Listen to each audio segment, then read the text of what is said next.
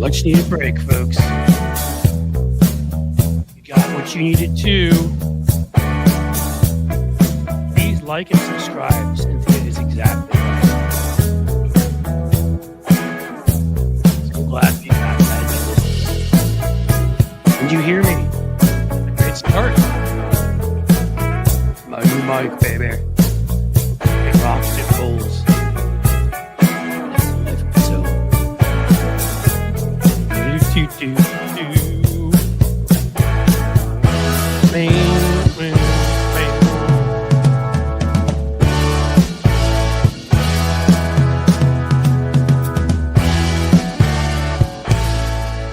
Oh my God, here we are. Hey, am I being seen on the right screen? I don't know. This looks weird. How's it going, guys? It looks like I'm coming to you from the wrong camera. Am I coming to you from the wrong camera? Yeah, well, yes, I am. Loud and clear. Good. Now we just need to make sure the camera goes onto the right camera. Hold on one second. I'll be back. Always something, my friends. Edit layout. I hit stop camera. That's no good. Settings. There we go. FaceTime camera. We don't want you, you son of a. We want you. All right, guys. Now you're seeing me looking at you, right? Not now? Now?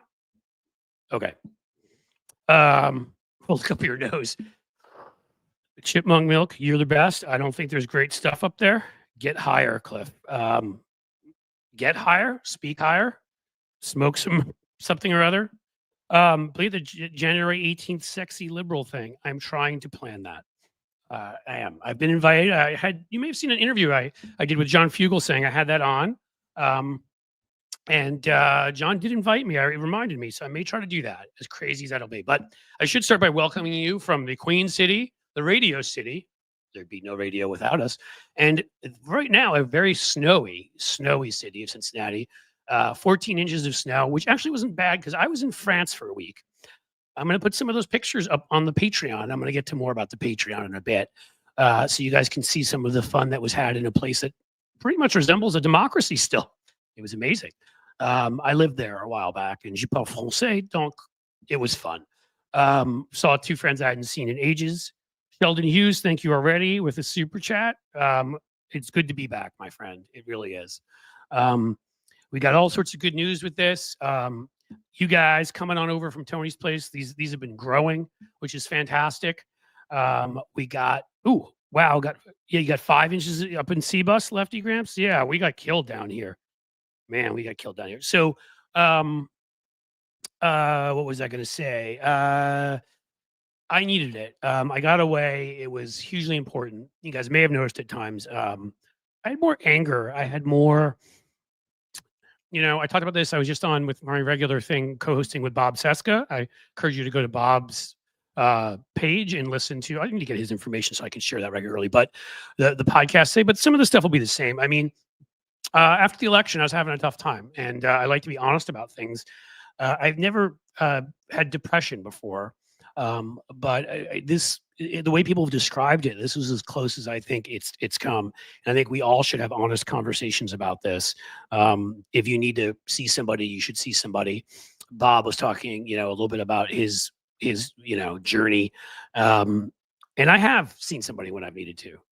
So there is absolutely, literally, and when I say somebody, I'm not trying to be cryptic here. Therapists, different types work for different people, but you need to talk to people. Okay, because it's scary and sad. There's a lot of depression. I'm sure some of you go through it, and we should never give up, because there's always something worth being here for. People we love, things worth fighting for. And I was in a difficult place, but because I lived in France, I went back. I got to speak French again, which was so enjoyable. I got the perspective. All of you out there who are from abroad, scream and shout out loud, because I'm going to tell you a bit of a story during my rant, which is upcoming. We're going to do Cliff's. I better do that. Tony may get here soon. But we're going to do Cliff's note. But it really reinvigorated me to see. I mean, I hadn't seen these two friends, one Italian from Livorno near Florence and one from Grenoble in the mountains. I hadn't seen them in 20 years. and my family, my kids getting to see stuff for the first time. We climbed up to the second level of the Tour Eiffel, which of course the Eiffel Tower when we were in Paris for a bit. It was good. But rant time it is, okay? Let's get Cliff's note going. Okay.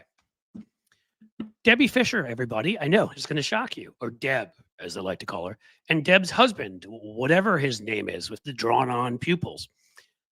The way they behave towards Kamala Harris is the perfect embodiment of the way MAGA treats everyone, other Republicans too, for that matter.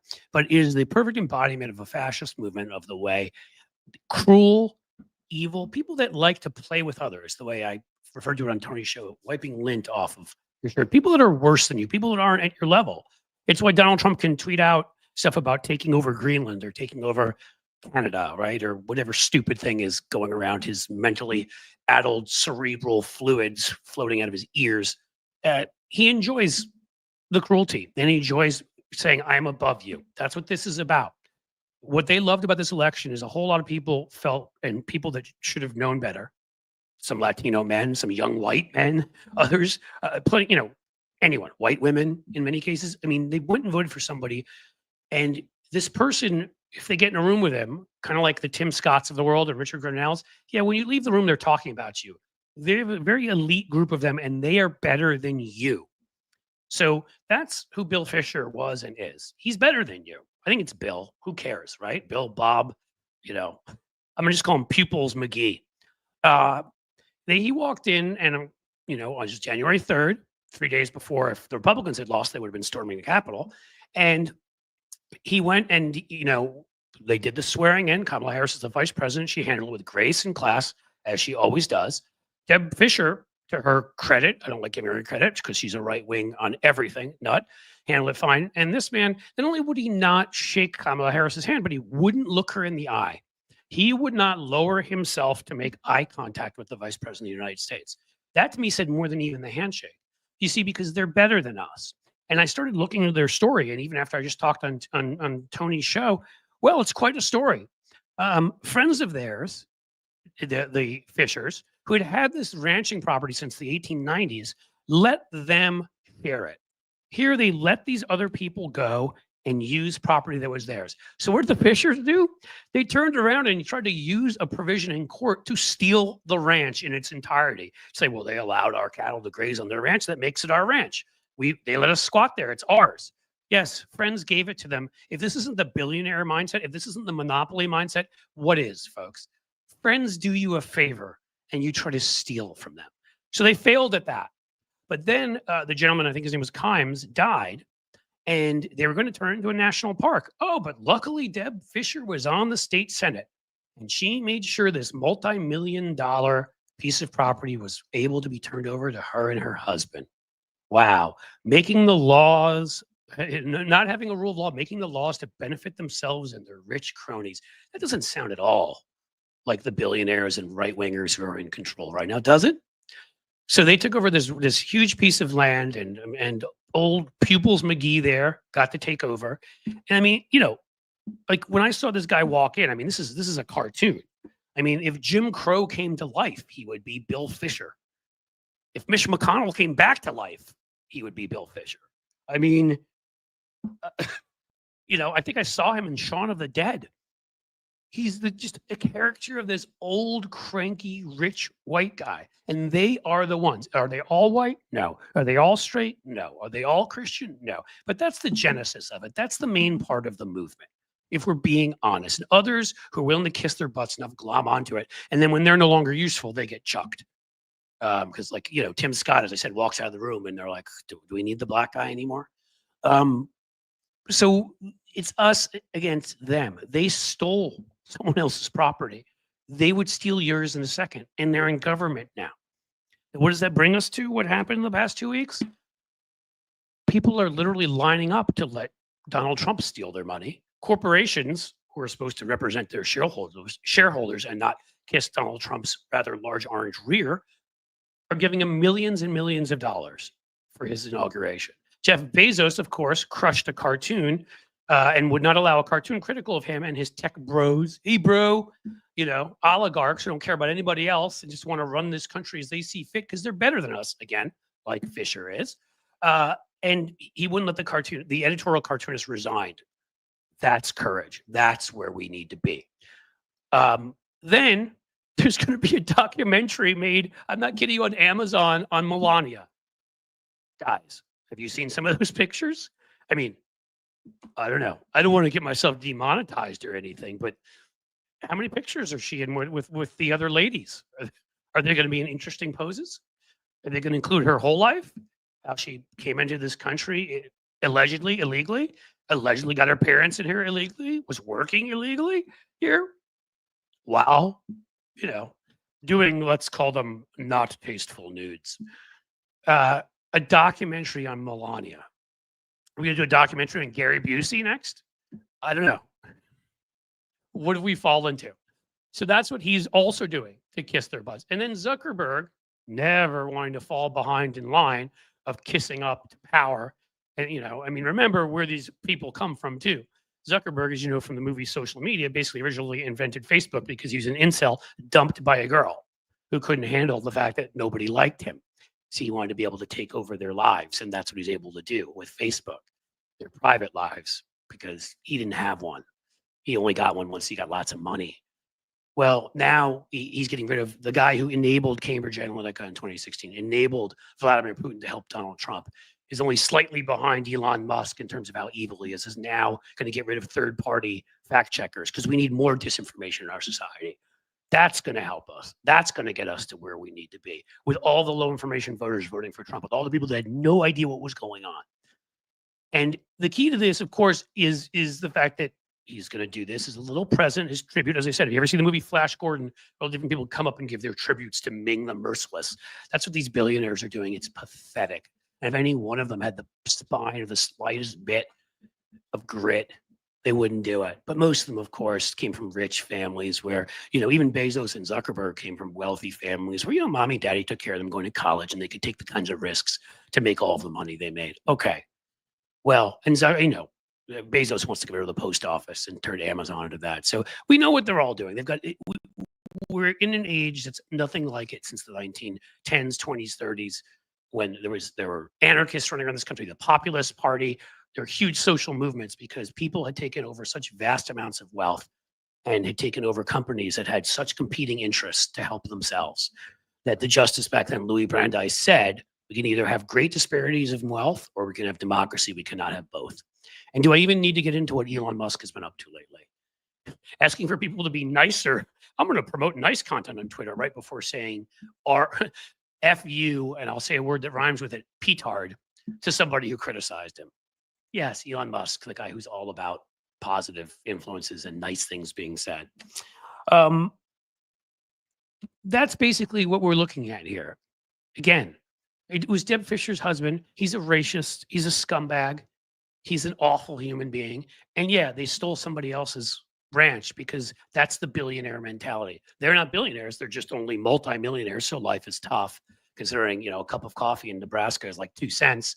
But they're multimillionaires and they got there by stealing what wasn't theirs. If that isn't Bezos and Zuckerberg, I don't know what is. So of course they wouldn't shake Kamala Harris's hand. They wouldn't shake my hand either, or below them. And it's why they think they should be able to make all of the laws in their little, their little dreams, their little tech pro dreams, lying on their little my pillows, so that they can all just decide how the rest of us live. That's why unelected Elon Musk is in back rooms sharing his low EQ with anybody and everybody, and has been called out by 4 other countries, by the way. Macron just did, and so did Prime Minister, I believe, of Germany and whatever, as interfering in their elections. This is a world thing. We are up against billionaire, oligarch, autocrat dictators. We can decide we're going to fight them here and fight them abroad, or we can just let them have the world. But you can't appease them. And they can't appease Trump. They haven't realized it yet. But a couple of those oligarchs that appeased Putin ended up in prison or somewhere on a 5th floor balcony in a hotel where they didn't want to be. There's no loyalty both ways. So that's what that image represented to me. It's us versus them. Let's get back in the fight. I'm refreshed and ready to go. And I think the last thing I was going to tell you, with the Zuckerberg thing, getting rid of the third party fact checking. It was so refreshing to go to another country because you get a different perspective. I sat and spoke to my friend Guillaume, who's French, of course, and he was shocked. I was trying to tell him what speech is already allowed here online, the kinds of hate speech and disinformation is allowed, and he could not believe a democracy would allow that. I've spoken about that here before. He couldn't believe it. I mean, he was like, we would go to prison for that. That's the way Canada would handle it. That's the way Germany would handle it. That's why they're still having problems, because Putin's going after them, but not the kinds of problems we are, because we invited it all in under the guise of, under the acceptance of First Amendment extremism, as bad as our Second Amendment extremism and our Supreme Court. All the other things that they've corrupted and destroyed. There were limits on the First Amendment at one point in time. There still are some. And if you let disinformation destroy information and destroy democracy, what the hell's the point of it anyhow? Take on the Fischers and take on the Musks and the Bezoses. It's no time to sit down. I'm reinvigorated. I'm back and I'm ready to frickin' go. So let's go. And that's been Cliff's note for today. I'm going to bring in the Ozarkian Parlarkian. Yo, hey, how's it going? All right. Was that a decent one for you? Yeah, I like it. I'm doing a TikTok live now too simultaneously. I don't know how this is working, but dude, yeah. So I'm advertising you on all the TikTok. Things I want to do, but because of like my ADHD, I don't get to them. You get to them like months before me. So here's the thing. So like I was trying to do a TikTok live this morning on my show. And the crazy part is it made me like verify my age right before the show, but I didn't have enough time to figure it out. So between the time that I went to the bathroom after my show and came and sat down, I was like, oh, I'll verify my age while I'm sitting here. So I verified my age on TikTok. So now it's letting me be live on TikTok. So right, tomorrow I told you that you can do that. I'm going to do some of that too. Yeah, I'm setting up my cell phone. Now you can, apparently you can stream on TikTok through the computer, but I have Apple and you gotta have Windows, so I gotta figure that out. But I'll figure that out. Maybe I'll work on.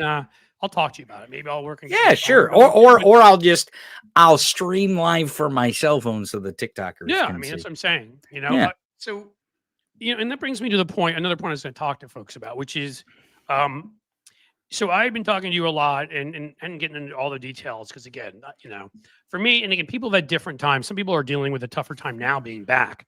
Mm-hmm. Bob was saying that when I was on with him today, Bob Seska. Oh, yeah. You go on his show on Tuesday, right? Yeah. I mean, actually, it's technically considered our show Tuesday. I'm a co-host. Ooh. I don't really feel like it. It's Bob's show, but like I'm a co-host every Tuesday. Now, where does that show live? Does it live on Patreon? Is that where? It lives on Patreon. Oh, okay. And that was actually a point I was going to get to for people here. Yeah. So I have had, first of all, I'm tired of always having to censor everything I say. I'm going to still keep doing these here, and I am going to censor things I say. Don't get me wrong. Sure. I have to because that's the only way YouTube will pay me anything for being here. But what I need you all to know is, and Jim Williams, who's here somewhere, I meant to reach out to you and whatever. But the order of operations is going to change. What I talked about these corporations, you've seen what Facebook is doing. You've seen what, even that idiot that's on Shark Tank. I played the clip. I played the clip today of Mark Zuckerberg. It's about a 5-minute video. Right. And that idiot schmuck, like New York stereotype, and I can say that O'Leary, who's on Shark Tank with Mark Cuban, wants to take over TikTok. And you know what'll happen? Oh, does he want to buy it? Is it he does. Okay. I said today on my show that either a billionaire or a group of billionaires will buy TikTok. I mean, Cuban said he's not even a billionaire about O'Leary. Cuban said this is his last season on Shark Tank, and he said a couple things answering somebody online, but it was like, please, you are a billionaire. Like, can our people get together and just buy something? At this point, like, I would be okay with like the Akron Beacon Journal here in Ohio. Okay, like, can we buy any media, or do we just have to let them own everything? But here's my digression. I really do want to get to this point. Yeah, sure. I'm going to keep doing this, guys, but I kept telling you, I'm working on upgrading and I saw I got a new member, and I'm going to get to that here on YouTube. But because this is very important. I still am going to be building I've got over 100,000. They keep putting me under 100,000 again, but I'm back over. But that's the thing. They won't tell me why. Are they bots? Good chance, but they won't tell me. They won't answer me. It is the embodiment of the faceless, heartless corporation, YouTube being part of Google. Right. And I have tried to write stuff to them. I'm not answered. I have some doof talking to me in some live chat that I'm guessing is probably just AI. Maybe it's a human, but it's not a human willing to impart any knowledge. It's stuff you'll say like, what did I say on that one? The biggest one of these I did, guys, that got 20-something thousand where I would have made some real money. And what they do is, this is the game they play, which is they say, well, sorry, this is only, you can only get partial monetization because we're not sure it's safe. Our what do you call it? Our algorithm tells us that. And what that means is partial monetization, I'm telling you, is 20% of what you would get. It's not like it's 50 even. It is much lower. But it takes us up to 7 days. So, but within 3 or 4 days, they get back to you when nobody's watching that video anymore. And you've lost hundreds of dollars in ad revenue. They've now done this to me a half dozen times at least. They've done this stuff about taking away my, having users disappear. Subscribers won't tell me why, won't answer. And if you do ask them, they're just like, well, we have a policy, go read it. Yeah, you've got a policy that's like 2 pages long, filled with stuff. I was supposed to figure out what the one thing. And so I have decided, in the new year, I'm not going to put all my eggs in one basket. It was stupid to begin with. I cannot have a heartless, faceless corporation deciding everything. They could close this tomorrow, disappear this, and this would all be gone. Right. Every subscriber. So, look, I know I do a lot of work here, folks. I know you appreciate it. You say you do. I know Patreon is something that costs money. But I told you also I was working on it to redo everything. And not just benefits, but I'm going to be posting there instead of Blue Sky and other places every day, interacting with you, where we'll be talking back and forth with each other. I'll be posting videos. I'll be posting like stuff from my life. Like, you want to see behind the scenes here when I film a video, you're going to get that at a certain level. You want to see bloopers because I screw a lot of stuff up, you're going to get that. You want to get a few of the people I have coming up in the future. Cuban's one of them who's agreed to come on, but some rock stars for other people. Give you a shout out or a hello. Do I get to be on? Wait, do I get to be on the day that Mark joins you? We can make that happen. Ooh, I'm not gonna dislike you for some reason. Everyone dislikes me, Clip, besides you. You're the only one that likes me. I like you, but the thing is that I try to make clear to Mark, because it can't be fun if you're a billionaire like Mark and you actually were somebody who worked hard and is intelligent and cares about people and created the cost plus thing that saved so many people money on prescription drugs. Well, there are a few billionaires out there that do some good. It must be tough for him because we're not talking about him. We're talking about the vast majority of them. So I'm hoping he's not angry at me because I do try to, it's like what I do with the media. I try to point out a couple of good folks in an island of sewage. And he's one of the great ones who has proven himself. But, he agreed to come on last year. I hope some of my billionaire bashing hasn't changed his mind. But no, I think he'll appreciate that. There's going to be sports folks coming on, rock stars, other people. There's them. But there's going to be regular where your name will go down the screen if you pay a certain amount. I'll give you shout outs. You can send me ideas, pitches for show. There's going to be a lot of stuff I'm going to give you. What I'm trying to say to all of you is I'm really going to encourage you from now on. The regular folks on like Blue Sky, places like that, I will still put up my YouTube link. I'm going to put up my videos, encourage people to go subscribe. But the people who I already know, the ones who are you guys who are showing up here, who are fans, I hope if you're showing up here, I'm going to encourage very much to go to Patreon and not YouTube membership anymore. I'm not saying you can't join that. I'm going to keep that open. Right. But I've already seen 1 or 2 people join here. I'm going to encourage you all. I'm going to be sending you a message personally via YouTube. We'll see how it goes. Encouraging you to switch. Can you do that? Can you send your members messages on YouTube? You can. You can send it just to your members. Good. I'm going to send it to you and encourage you to switch over to Patreon. And if there's some money differential, like you have to pay twice for a month, I will pay you back. Because as Tony can tell you, there's a couple differences. One, if Patreon were to go down tomorrow, Patreon lets you have the emails of all your folks. So I know how to keep in contact with your audience. I can keep in touch with you and let you know what happened and where I am. YouTube, if people are gone, they're gone. That's it. So this is why I actually, you say Blue Sky, but and we've talked about this. I have found Substack to be a great platform for these audiences and the communities to connect. I think, and maybe I'm wrong here. I'm wrong every once in a while. I'm wrong every once in a while, but I'm thinking wrong like on this one. 98.6% of the time, but this time Right, you're this right. one I'm good. Yeah, 2% of the time that I'm right on this one, right? but Substack, Substack is a platform where creators are going to go, and not only that, but people who want to see their creations are going to go too. And it's a platform that is something that is totally different from X or Blue Sky or Facebook or Instagram, Yep. where really the creator and the creator's audience can connect. And it's not I driven want by you to algorithm. tell people all of this. Yeah. And I want to join you with Substack because that was gonna be part 2. I just want to finish. Do you mind if I finish on the? Yeah, go ahead. Go I just ahead. want to finish on the Patreon part because I want you to know you're going to see it. So I've been back and forth with my assistant. She's awesome and great. Like this morning, trying to work my butt off since I was still a little jet lagged from France, but the snow helped with off yesterday. I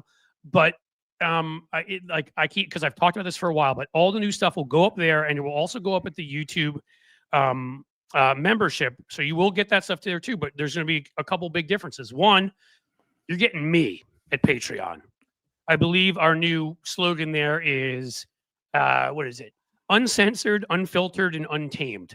Ooh, You I are like going to get those. me with the curses. You're going to get me with the stories that I can't tell on here and things I can't talk about on here because there's certain words you can't say that have to do with shots in your arm or other things. Like I will talk about real stuff, but I'm also going to let people at Patreon in on behind the scenes stuff in my life and whatever. There will be stories. I've got good ones I think you'll enjoy. There will be lots of cursing and swearing and all that good stuff.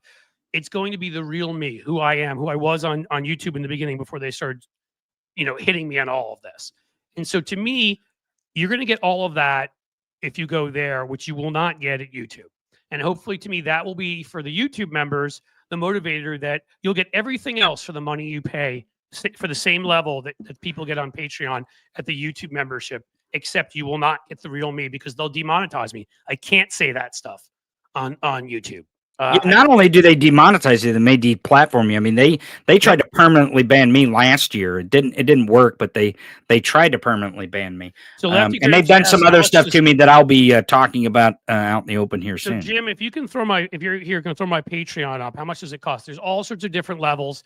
You can go now, but the newer levels, I'm telling you, I've got 2 or 3 of the top levels to finish off with my assistant tonight, and tomorrow morning, boom. All the new stuff will be up. You will see. It's not going to there's a $2 level. I can't, do that. There's going to be a $4 level for folks who just want to be a part of this, to be able to talk back and forth, be a part of conversations, and everything. $5, one more dollar, and you're getting a ton of stuff. You're getting 2 extra videos a week. You're getting I will answer your questions in my posts. You'll see. There's going to be a lot more. We'll have a $10 level, a $25, and there may be 1 or 2 above that. But I'm telling you, if that involves getting Phil Collins of Def Leppard giving you a guitar pick signed, you might find that worth it. Like they're going to be genuine benefits. I don't expect most people will sign up for the much higher levels. If you do, you will get something amazing. But the $4, $5, and $10 levels a month. And again, if you're subscribed to the New York Times, that's what it costs you. If you're subscribed to the Washington Post, ditch them and subscribe to me because I will actually tell you the truth. I'll get it wrong sometimes. I'll screw up, but you'll know I got it wrong honestly. I'm not doing it because some boss above my head is telling me I have to say it this way, or I'm trying to get the corner office or get a raise or get a book deal with that piece of orange lard. I don't. So again, I want you all to look into it. And for people who have trouble affording it, we may come up with a program if I have to do that where I can try to help you with some of it.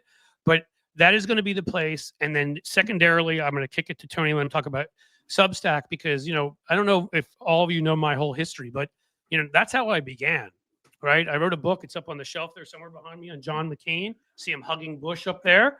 Actually got pretty good, decent reviews and was a bestseller. I wrote ads for Joe Biden. I wrote speeches for Howard Dean. I've written everything from poetry to songs to writing is what I, came up doing. For comedy shows, for whatever, and I have written probably on the over 500 political columns. So what you'll get if you join the Substack, which I'm going to try to force myself to start tonight. I may have I may have Tony. I'll force him to start. I'll threaten me twist because his I arm and do beat it him over when the I don't head. do this stuff.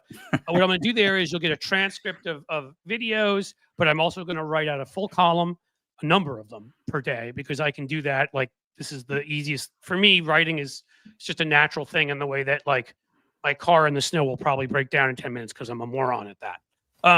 And you'll also get, I'm pretty good with poetry stuff. You get a free, funny limerick at the bottom. I've got one or two people you've heard of with bigger names that will be contributing and putting stuff in there, as well as on my Patreon site, probably. You'll also get a list of things that I find interesting. Concerts. We had that great time also where we talked about the first movies that we all saw on here. I'm sorry, first concerts we all saw on here and had a lot of fun. There'll be concert stuff, pictures. I mean, I got stuff from Green Day, Metallica. Hell, I probably got stuff going back so many years. I'm going to put all my concert videos up there I haven't shared anywhere.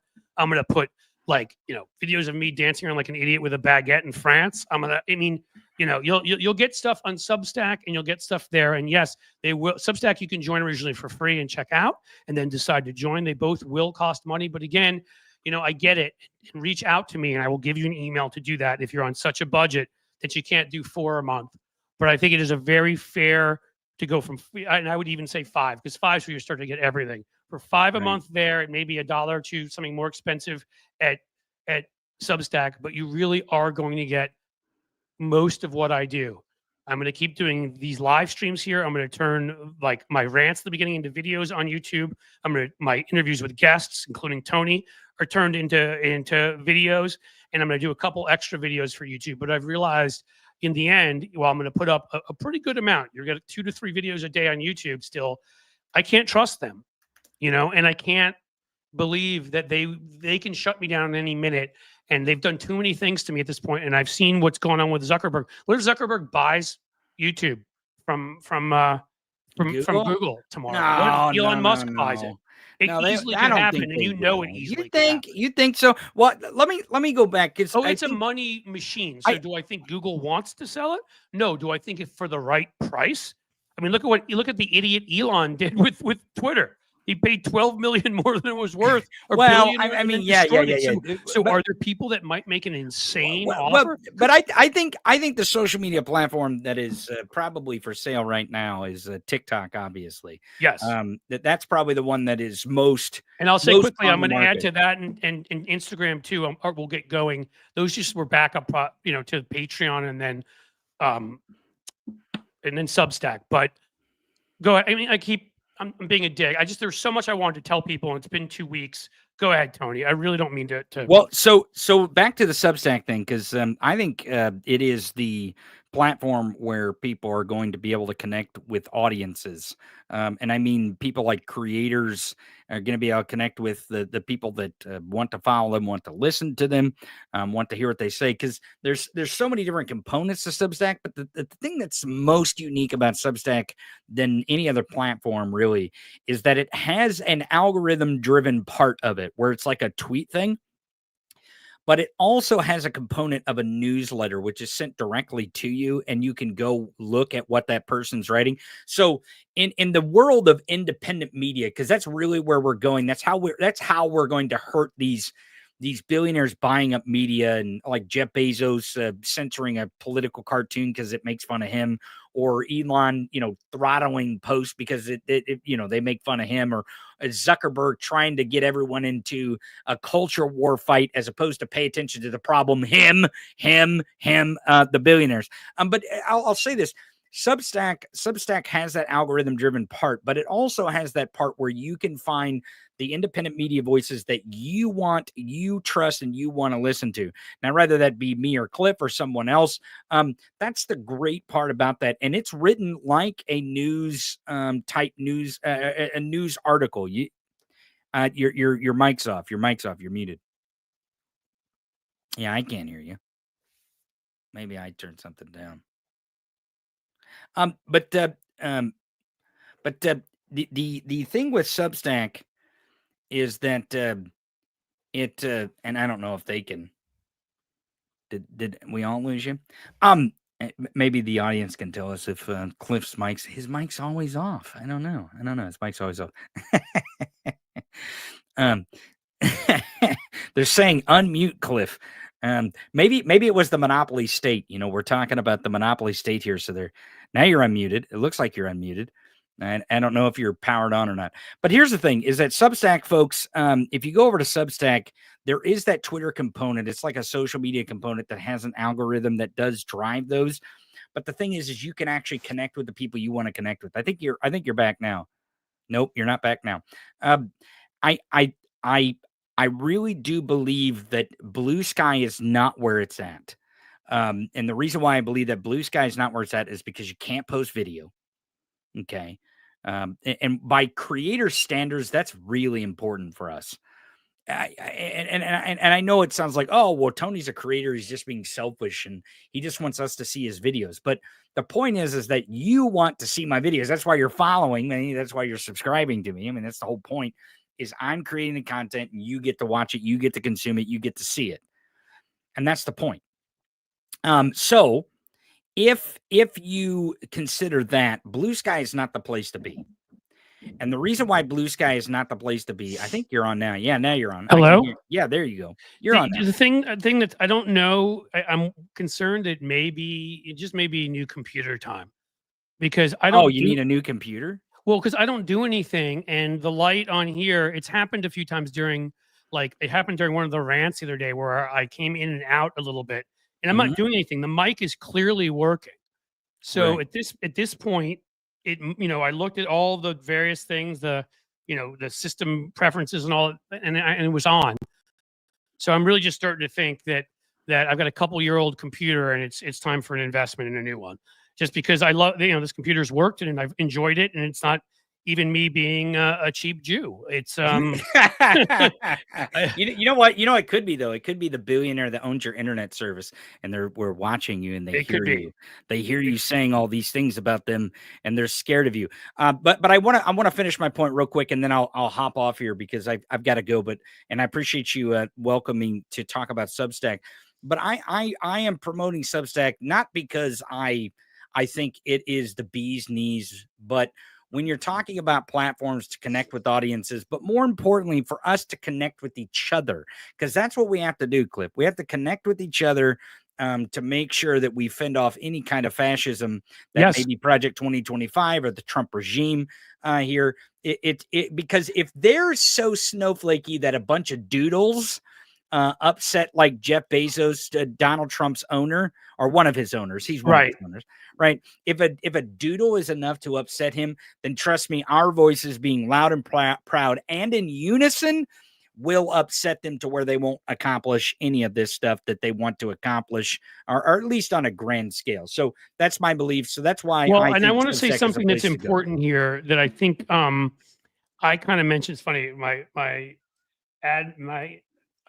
She deserves a much better title, but Veronica, who's awesome, sent me a text here and she's like, maybe unplug and replug the mic.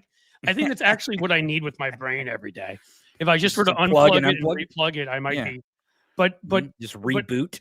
I just need to reboot. But I mean, I think I really do at this point think it's the computer. So more to do. But when it comes to Substack, there's also, I think, something very important. And I keep calling on you, and I'm sorry about this, Jim, but if you have Tony's Substack, and we'll put it up so people will know where to find him, because you just go to theTonyMichaels.com. Well, whatever, for more people that can just click on something and go find you, the better. Sure. So and you'll be able to do that with me starting tomorrow. But when it comes to Substack and Patreon, the huge difference is, again, I'm adding some other corporate platforms, because again, having the variety of them means if one shuts you down, there are even certain other corporate ones, right? So videos I make here, I'm going to put up, I keep saying I'm going to do this, but again, these are projects we're working through, TikTok and Instagram, although I have to think about that a little bit with Zuckerberg, because I really don't know that if I want to support him anymore in any way. But okay. In other places. So there's backups to YouTube. But the real backups, and these are going to become going to become the sun of my universe. I'm just saying this, so people get it. It's going to be Patreon and Substack are going to be the two in the center that everything else revolves around. And again, Tony said a lot of important things about Substack, but I don't think I may have missed it. He didn't say one incredibly important thing, which is what I said about Patreon. He gets your emails. They do not hoard your information so that they can just sell it to God knows who, because they're not, I'm not saying they're not corporate at all, and whatever. I don't even know who owns Patreon or Substack, but they allow. That's probably a good thing that we don't know. It probably is. But we will have your Cliff. Ask Cal to hook you up with Rob Glenn. I'm going to. I've talked to Rob, actually, genius tech guy. I'm like, please help me with everything. The key thing is with both Substack and Patreon, and why I'm going to start, there will be daily, regular stuff at both of them, multiple times a day. And yes, there'll still be videos on YouTube also, and this stream a few times a week. But the reason I'm going to do that there is not only because Patreon and Substack do not censor who I am, and don't get this mixed up with right-wing crap. Because when Elon Musk yells about censorship, he wants to share disinformation with you. I want to share funny stories about Elon Musk and curse about him, which they won't let me do on YouTube. So it's not about like censorship of disinformation, which I believe very much in, because disinformation destroys democracy. So being able to, like, we're not children, being able to curse and talk about mature subjects and that kind of thing. Thank you, Nikki. And so, and the fact is if I don't have your email and Tony doesn't have your email and they disappear, you guys, tomorrow, you're gone. If you don't find me, I don't find you. I've worked about the last 9 months, at this point, it's pretty close to 9 months, worked my butt off to get to over 100,000 YouTube subscribers. The thing's been live for 2.5 years, but I was not really taking it seriously for a while. And about 9 months, and they can take that all away from me like that. That's what they want. They want to be able to take it away. And they can make YouTube disappear. And I'm not gonna. I can't keep putting all of this into that. If they're A, can disappear everybody and shut me down, and B, okay, who just said cry harder, inbred, bitch in here? Whoever that is, knock that crap off. And I don't care if there's two people fighting here. I'll let the moderators figure it out and whatever. But if somebody's in here being a troll, kick them out. And if somebody in here said something terrible to you, fine. Respond to them. You don't need to use that language. Okay? Come on. In any case. The hall monitors means you. I gotta go, Cliff. That's the last thing, which is, if we're going to walk, if we're going to talk the talk, we have to walk the walk. And talking the talk about these monopolies and their control of our lives is, personally, for my, peace of mind, I need to have other places where I move folks to, you guys to, where I know that people that I get to know well here, who like what I do and all of that, can get 10 times more content for paying a couple dollars a month, right? And that we'll keep in touch. If they screw us, I'll have your email, you'll have my information over there. Whereas, also on top of that, no corporation at this point in time is to be trusted. They've proven that. They must. And I see a couple people in here Thank like, you, hey, Sylvia. YouTube. People say YouTube's good. YouTube's good. YouTube is good. The creators on YouTube are good. Some of the content they're creating is good. I think what Cliff is trying to get at is that at any point, if YouTube decides that they want to disconnect us as creators from you, the audience, they get to do that. There's nothing we can do about it. But there's some platforms where that isn't the case. Well, where we are connected. Right? I mean, I'm not saying it was perfect. It had its issues, but ownership, Elon Musk swoops in, takes it over, turns it into a Nazi farm, like into an inbred Nazi farm, gets rid of like the moderators, lets anything fly, and the entire thing's falling apart. The point is that, do I like YouTube overall now? Yes, I do. Do they still demonetize me sometimes?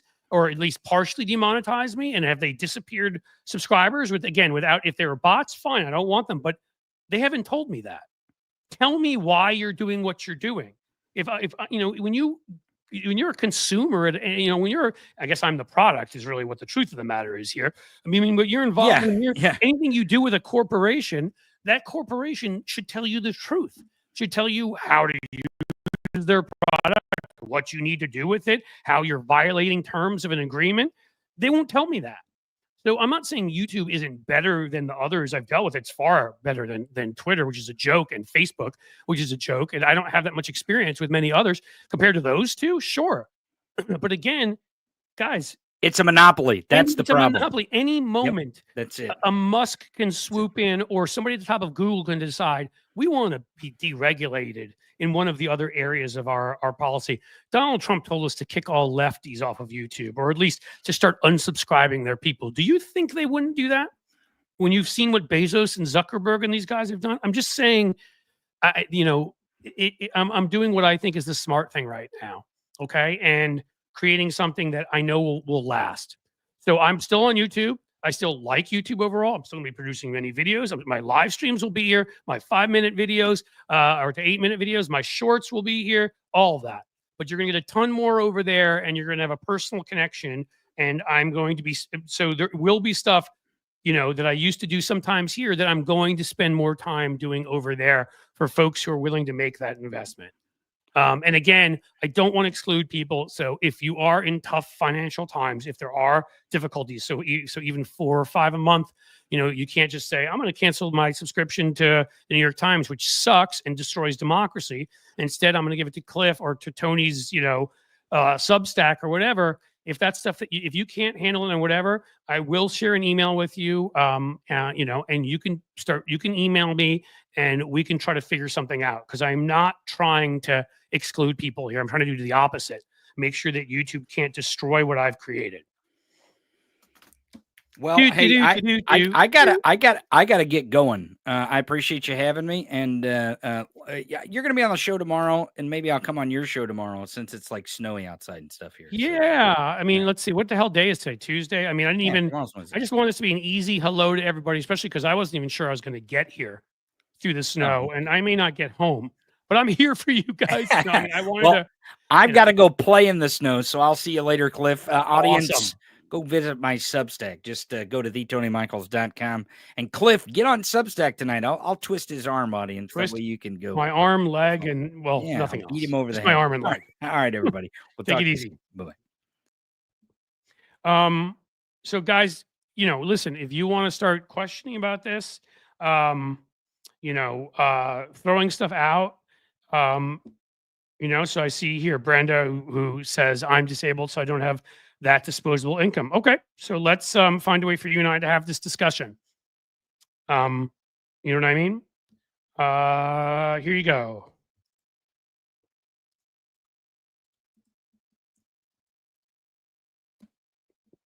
Here's an email that you can all reach out to, that you can all send me emails at, that if you want to have a discussion about this. And if there are ways that I'll talk to folks and see, I mean, obviously, if everybody starts doing this, that's going to be a problem. But I think you're good people, you're liberal people. I trust you. I would hope people will be honest. And again, if you're not in a situation where if you're employed, if things are going well, if even going decently, 4 to even be part of the community, and 5 to get all the other benefits, the extra videos and whatever, really isn't a month a ton of money. It's what you pay to any service you subscribe to. You pay a hell of a lot more to cable. And that was my email I put up there. You can reach me at. Yes, Screams. I did see Trump's presser. I was going to mention. I mean, again, I did mention it, I think, in my original, in my Cliff's note, which is that Trump, he may, I think, well, no, was it Greenland? He mentioned maybe in the thing he wrote, but he said a bunch of stupid stuff. He's in the throes of dementia. He's crazy. I think he said Hezbollah was involved with January 6th. I mean, that should kind of tell you everything you need to know. It's part of my anger, frankly, for the people who voted for this schmuck, knowing everything they know about him. It's for the people who did, for people in our country from vulnerable groups that fell for his crap, for everybody that came together and ignored media, that didn't consume media, that didn't turn out and vote, that decided that this guy, this person, this man staring up into eclipses, and of course trying to buy Greenland in the past, and best friends with Pootie Poot, and everything else, criminal and assault, and everything else about this man, decided that he was worthy of putting back there. But even beyond that, the drama, the fights, the stupidity of having to hear him say stuff about Greenland, the stupidity, like these are the things that we're not going to be able to let ourselves get distracted by, as I think Tony's gotten to. We need to stay on him about the stuff that hurts, that takes a chunk out of him, which is gross to think about, but that kicks his butt. The policies that he engages in with billionaires to screw little people. And we can say that little people is everybody else, quite frankly, even people with $1 million. Okay. And frankly, we can put that in language where we go after him, we message it, we attack him personally for the fraud that he is, for the criminal he is, and all the other stuff, because frankly, that's what most billionaires are. They fit right in there. There's a reason why these people he's picked for his cabinet all have these records, whether it's, assault or it's other criminal activity or unethical activity, or because the people that have gotten to that point are the Deb Fishers who steal other people's cattle ranches, who are nice enough to let them graze on theirs. That's who they are. That's who they've always been. That's why they're attracted to MAGA. So, yeah, that. What else we got? So do we have a couple folks here? I say that the only thing that stinks here is that it won't pop up if you join Patreon, but I hope a couple of you did. Got you on LinkedIn now, Cliff. That's good. I'm not on LinkedIn often, I will tell you, Stargal, but it is a place where I do have an account. I've thought about what I should do with that because it's so much more of a serious place, and that ain't me. Yeah, I did see Holly that he said he's sending Donald Trump Jr. to Greenland, and I guess Denmark, after mocking us and saying they were going to take the U.S. over and try to turn us into a functioning democracy or whatever they said, which was right and hilarious at the same time, which is how you handle it, by the way. Don Jr. is just there doing 8 balls and making stupid videos, I'm sure. Like they're Denmark. They're not as big as the United States. They have to humor us. So let the idiot travel over there, meet with him, let him get a few pictures. Nothing's happening. Trust me.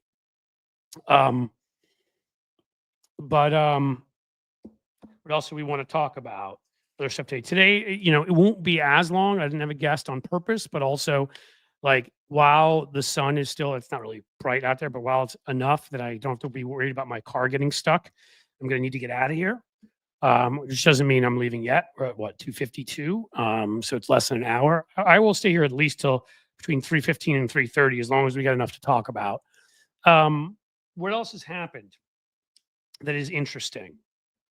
Conan O'Brien already went to Greenland. That's fantastic. Hold on.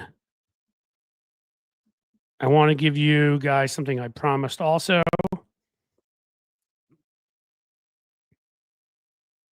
Here we go, guys. I'll read you this one if it opens, because I told you we're going to have a new segment. I'm going to get segment music for it. FAFO. Here's our FAFO segment. Voters who supported Donald Trump are continuing to learn the potential consequences of electing him to a second term. Their stories are going viral per BuzzFeed. They've revived a 2015 meme. Well, we already talked about that South Dakota farmer. They got him in here who's like, "Well, I've got undocumented workers, but I'm sure they wouldn't be dumb enough to take away our food supply now, would they?" Well, yes, guy, they would be dumb enough. It's Donald Trump. And those are things he can do easily. See, it's much tougher to actually go into a city with troops. The things he says he's going to do that I don't think, I think others will stop him, but B, he won't be organized. He'll be too lazy to do. But it's not difficult to send ICE up to a farm in South Dakota and grab a bunch of people. It's not difficult. Here's another good part. Another Trump fan is seemingly realizing the president-elect's proximity to tech billionaire Elon Musk is a bad idea for the normal American business owner. Really? You're realizing that? Did you not hear Elon Musk attack woke corporations and say, and join in? He supported DeSantis, joined in attacking Disney, not the part of Disney, of course, that gave Trump money, ABC and all of that, in what really amounts to a bribe. But no, because they wanted to include characters of different backgrounds, and we would never have that. So what were you not watching, Trump fan? One conservative asked social media users to help with good counter argument to give those who point out how much Trump proposed tariffs will hurt the economy. Yeah, there is no counter argument. The tariffs are going to kill us. So guess what? F around and find out, my friend. That's the guy who, especially here, I think we'll highlight today. I wish I had his name here. Who's worried about him being too close to Elon Musk? Yes, they will eventually get in a fight. Yes, competing egos. They're just as dumb as each other. They're almost the same person, just not the same age. Made their money through racism, initially families, but while he is friends with him, Elon Musk is going to be making the policies. Elon Musk wants to cut your Social Security. He thinks it's a waste. He doesn't think the subsidies for his car company are a waste, of course. But Social Security, Medicare, he's going after all of that. You voted for him. Smart move, guy. Smart move. So I will start getting this to be a more regular and prepared segment. So you guys, I won't just sort of jump in with a little faffo I find along the way. But spoiled brats who never grew up, yes. And there are a bunch of them that are still, we can look up more if you guys are enjoying this. There's a whole bunch of them who are still out there that are just, they're addicted to stupid. Not sure what else to say. Let's see. Trump supporters who regret it.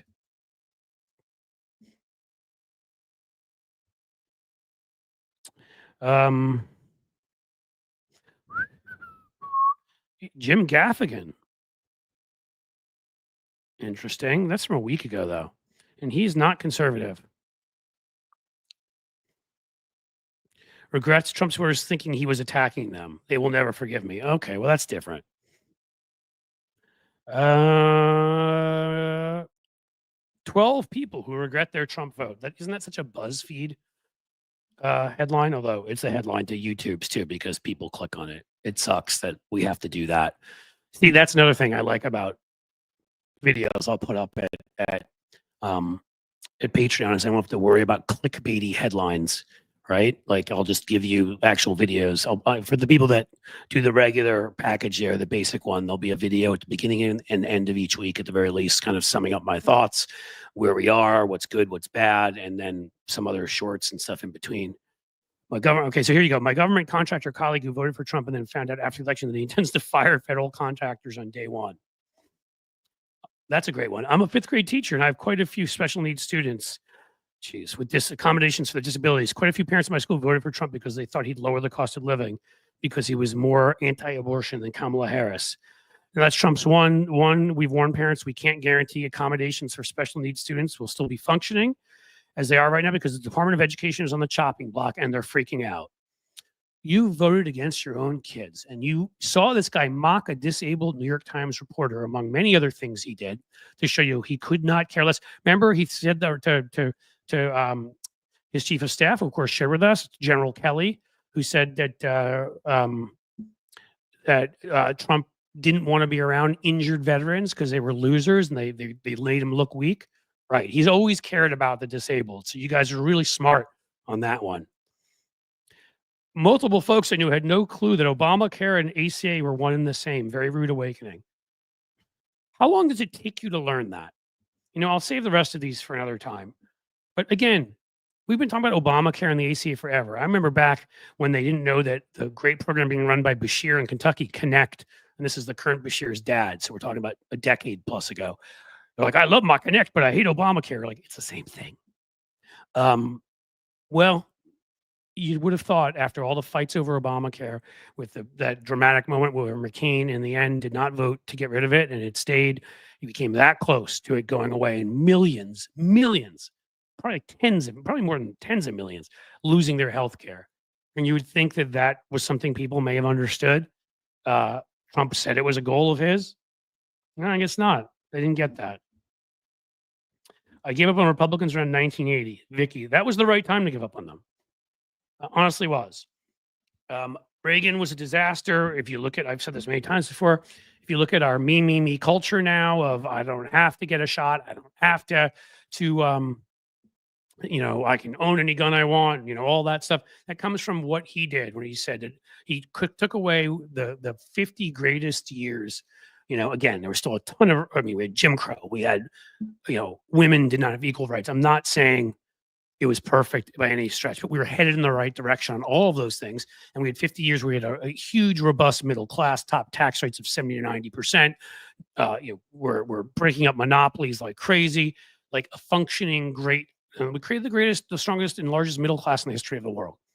And Reagan came in, and we were very similar to most Western European countries. We were more liberal than some of them at that point. We had provided more benefits than some of them.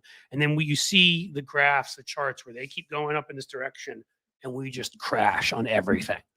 Because they chose to believe an actor, a liar, a BSer, before even Trump got here, over Jimmy Carter, who turned into and was a living saint, who was a man who actually believed so much in the New Testament that in his 90s he was building houses for people.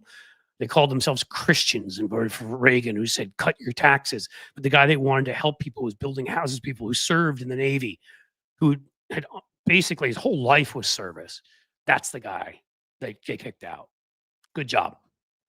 It's since the 80s. Now, I'd say 88 to 92, George H.W. Bush moved things back a little bit. He was still horrible. He had once been a full-on moderate. I don't know if you know this, but his nickname when he was I always forget, the Senate or the House of Representatives, I think it was the House of Representatives, I think he was called Congressman Rubbers.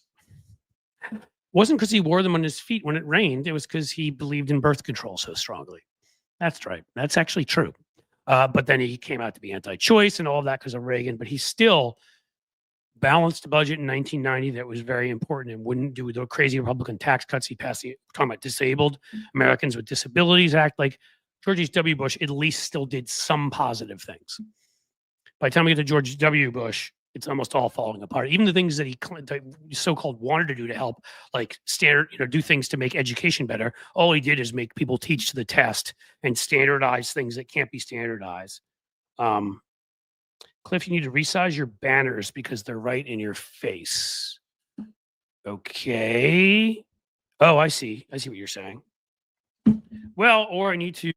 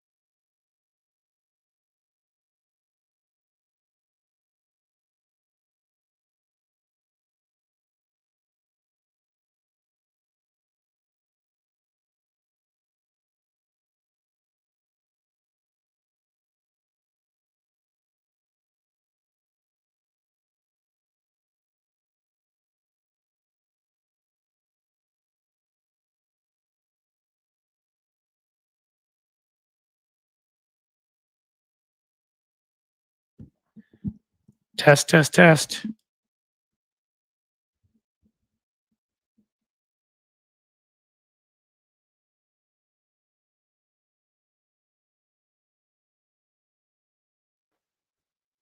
Hello? Hello, hello? Okay, I'm back, I guess. This is frustrating, folks. I'm sorry. They're obviously, I can't even touch my microphone. So it's got to be the connection in there because I do not think if it's this mic, I'm just cursed. I'm cursed. Hello, Hello, is it me you're looking for? Do you see it in my eyes? Do you see it in my smile? That's how much I'm losing my mind now. I'm gonna start singing Lionel Richie because I saw you guys quoting it in there. Loose connection, yeah, Jim, that is correct. But I think that's coming from the Jack here, um, which is it. Yeah, I know it's cool, Lefty Gramps. I know it's whatever, and I'm not gonna even let it get me upset. It's just, you put a lot into wanting to have a good program here, and I don't want new folks. You guys are awesome, and hopefully already are fans. And a Mike having a problem here and there, um, aren't going to disappear. But you want to bring people in, and this isn't the best way to do it. And I see what you said up above. Where were we? I lost it. But somebody had a great remark about Mike's not quitting out. It's the connection. And that is very true. Like, unless there's something very messed up, with your mic. Donald Cox said it. Thank you, Donald. Something very wrong with your mic, like you've busted it up or something. And this thing came wrapped in like 5 layers of bubble wrap. And, this was one of the best they had on the market. Like, I decided not to mess around this time. So, new computer, woohoo! We'll work that out soon. Probably not this week, but by the time I'm on next week, we'll work it out. To get through 47 inches of snow this week. All right, so starred folks. Sheldon Hughes, I mentioned you already. Good to have you back with a $2 super chat. I'm going to ask folks now, please, if you can jump in for the new Cliff New Computer Fund. New member, awesome. Thank you, Deb Jensen Ruckard. I also, as I've said to you, will be sending stuff to you and others at YouTube. You can stay there as members. That's totally fine. You'll get all the same content except for the dirty stuff. And no, I don't want it to sound like that. Not dirty. Just me swearing and some stories that probably are a little too off color for YouTube about things I've run into in Washington and other places that I may have to not. Everything else you will get that everybody else gets. But I will try to move folks over the best I can from YouTube to Patreon. Kelly Starr, $5. Happy New Year. Happy New Year to you too.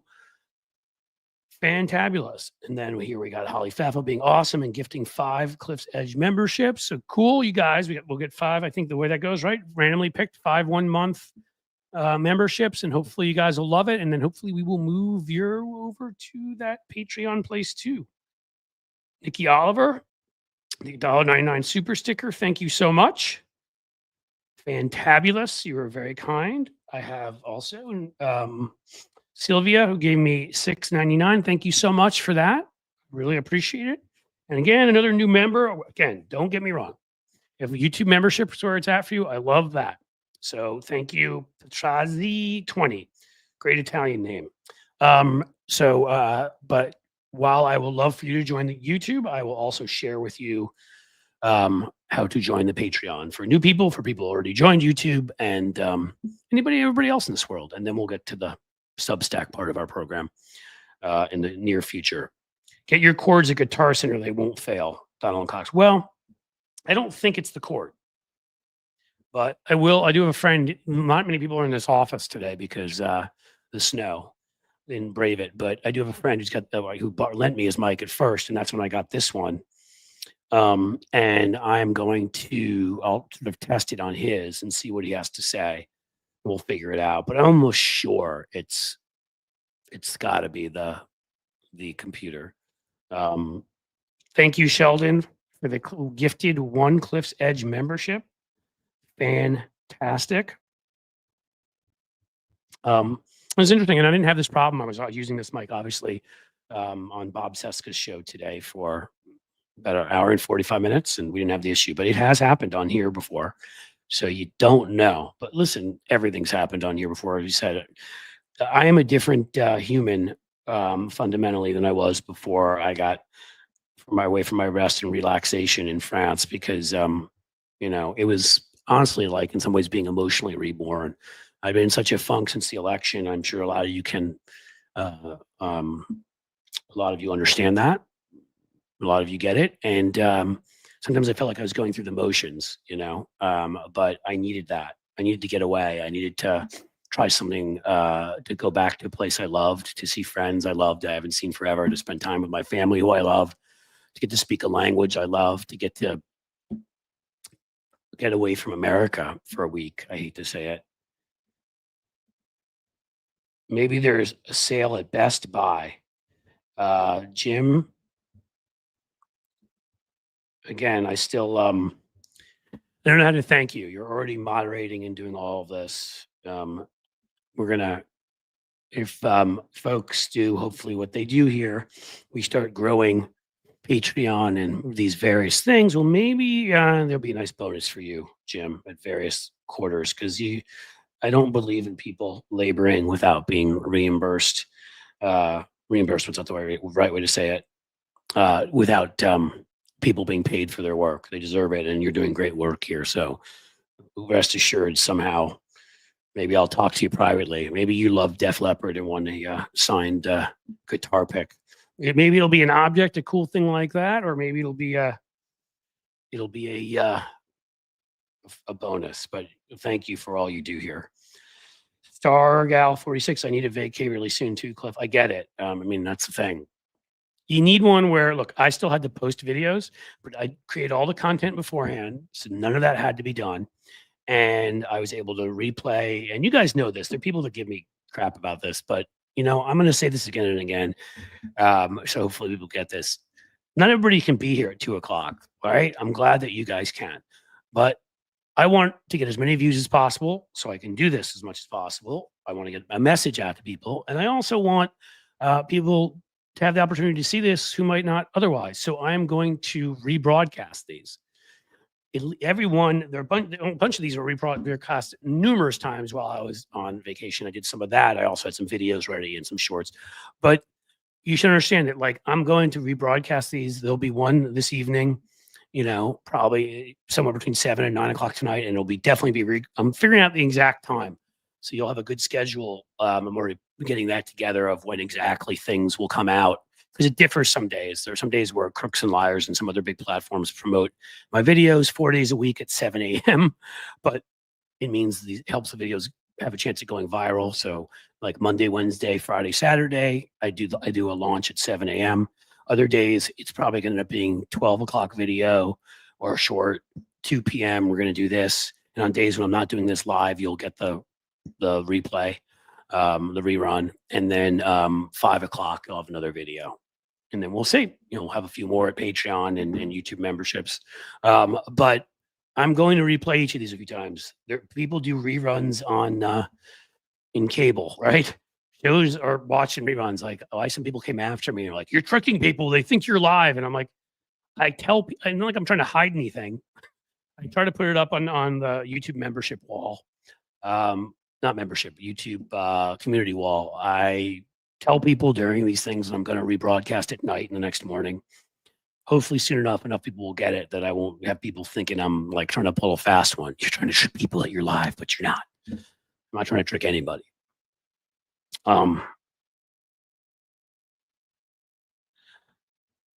What's the read my lips thing? Are you guys telling me that you can't hear me again? I don't need to leave my banners up so long. That's actually a good point. I think a lot of stuff has happened. You go away on vacation and things change. I don't feel like I changed the position of where my computer, where my chair and camera were, but maybe I did. That may have something to do with it, right? Even this is a little bit in my face. Oh no, I moved it. Shit. Can you hear me? I moved the microphone.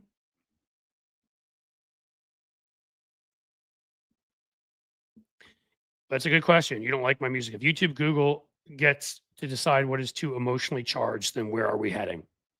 Yeah. Thank you, Lefty Gramps. You can hear me. We're good. Listen, yeah. But Facebook does now. And we're headed to a bad place. It's why we're here. It's why we're fighting. It's why we're not shutting up. They're all, I think some of it will calm down. Some of them at some point will stop being wimps. Some of them more, hopefully, like Mark Cuban will speak up. Other people important in our culture and our society But, I mean, yeah, like already Google and YouTube are deciding, they're not in the same level as these other places, but they're deciding what I can say because they started demonetizing me or partially monetizing me. And again, was it because I cursed too much? Maybe it's because I mentioned things about conspiracy theory type things that RFK Jr. has to debunk them. Could be. They once banned me for nearly a week for trying to debunk Trump's attacks on our elections. Why? Because their algorithm read it as me supporting his attacks on our elections, even though I was debunking them. And so I lost a week of revenue. Like, this is what you're dealing with here, right? A huge corporation that doesn't even have a human monitoring it. It has its algorithm, it has its AI. And if they determine that you've broken the rules, not only can they determine that randomly through it, but they won't tell you what specifically you did. Like, I tried to say to them, and they kept saying, well, blah, blah, blah. Why would you not tell people? Why would you not say, you said these words, we don't want you to say these words? I don't get it. It's not corporate secrets.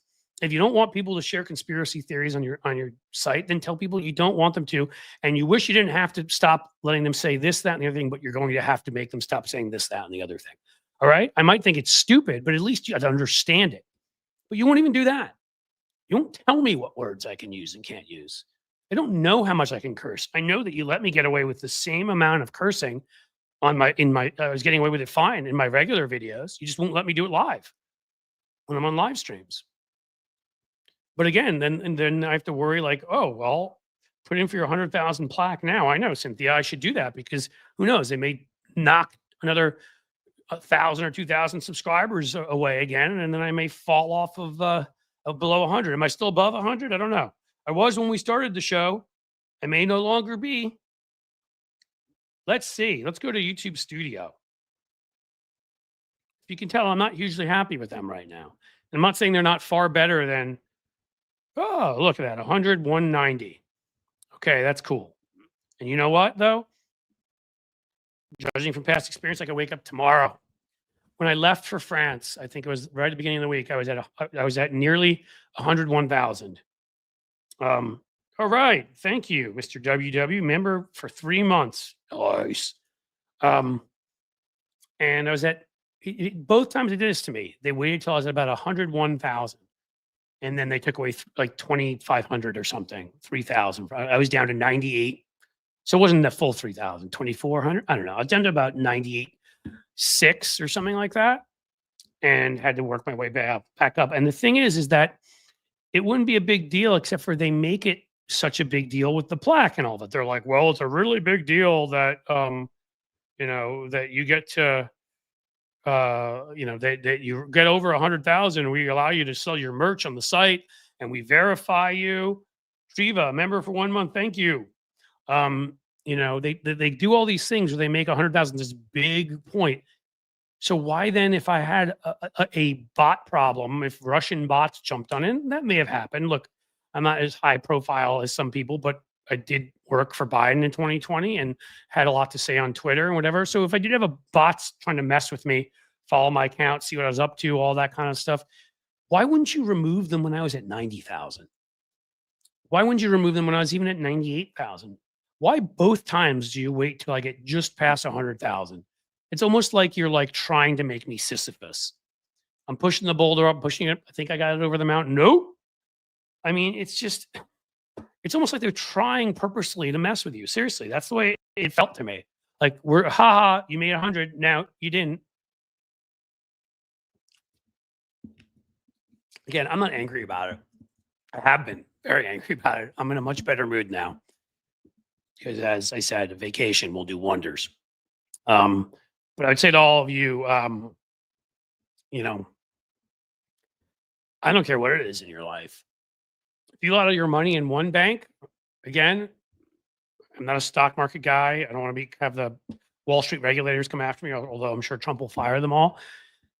So I'm not going to tell you what your financial strategy should be at all, except for I'm saying, whatever you do, whether it's your money somewhere, whether it's, I don't know, whether it's your information in one place, but diversify. Do not trust any one corporation because they've proven themselves unworthy of that trust with some exceptions, right? Costco is great. Patagonia is great. They exist, but and I like to call out the exceptions, like I do with someone like Mark Cuban. There are some great people out there who are billionaires. There are some great companies out there, but the vast majority of them are not, and they don't care about you. And from the ethos of the 30s to the 80s, when they would have been embarrassed to make 300 or 800 or whatever what times that their workers are making, fire their workers so they can keep their $20 million, $50 million salaries, not raise wages, cut sort of pensions and benefits, the kinds of things that just didn't happen then, right? I mean, I'm almost like giving you the plot of like Allentown, Billy Joel's song. I don't know. Listen to some of that stuff. There's plenty of it out there. That's one example. But like, there's this wasn't by accident, and there's deindustrialization and a bunch of these guys at the top bought up assets cheap and took advantage of stuff.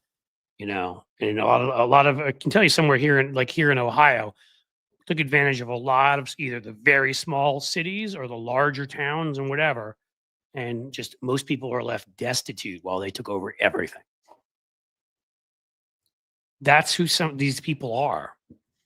They're not good people. They're Deb Fischer, who again tried at first to steal her neighbor's grazing land, multi-million-dollar land, and eventually, when the neighbor died, did steal it from being a public park for everybody. Mark Cuban, Cynthia Rice said, is the Pittsburgh work ethic. That's right. Good Midwesterner. Went to like a public school, went to the University of Indiana Business School, which is actually one of the best in the country. And maybe the only one up that high, one of the few up that high. Miami of Ohio here in Ohio is excellent too. There's a couple of them that are public universities that are in there with the Harvards and Whartons and whatever.